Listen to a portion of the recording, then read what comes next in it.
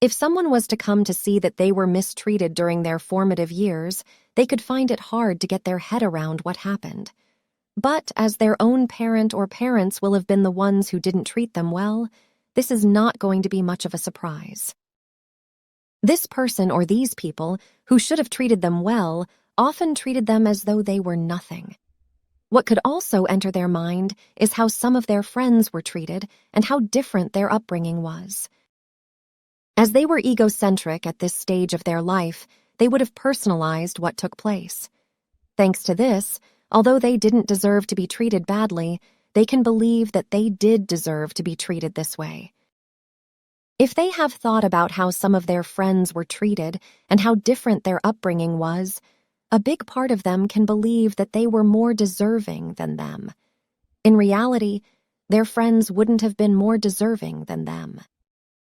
Now, after they have come to accept this, or even before, they could have the need to find out why they were treated this way. A big part of them could believe that once they find out, they will be able to move on with their life.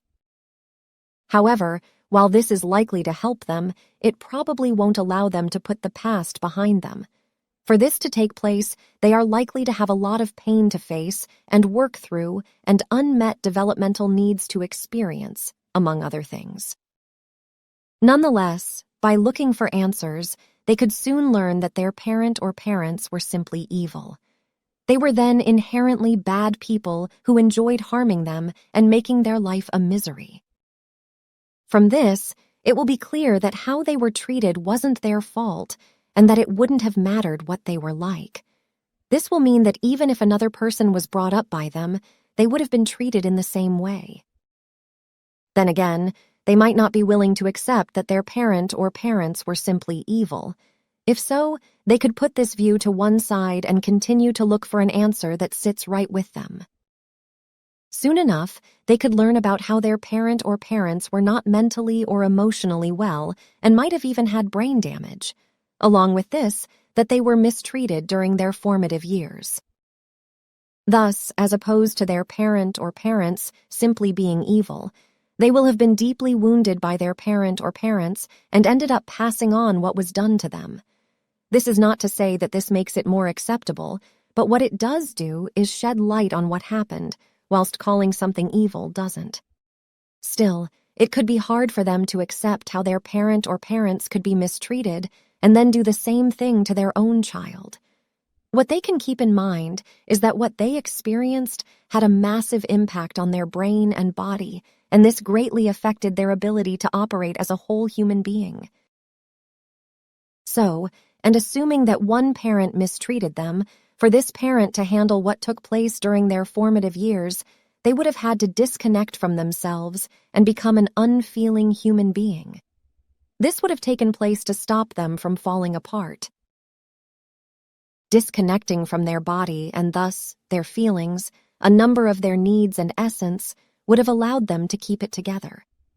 Another part of this is that they would have lost touch with reality and created a false view of their parent or parents and what was going on. Part of this would have involved them believing that their parent or parents were good and that they themselves were bad. As they were powerless and totally dependent, they were not in a position to face reality.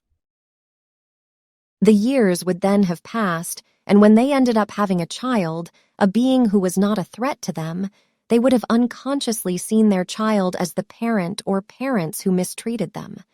Harming their child would then have been a way for them to harm the parent or parents, or anyone else for that matter, who harmed them.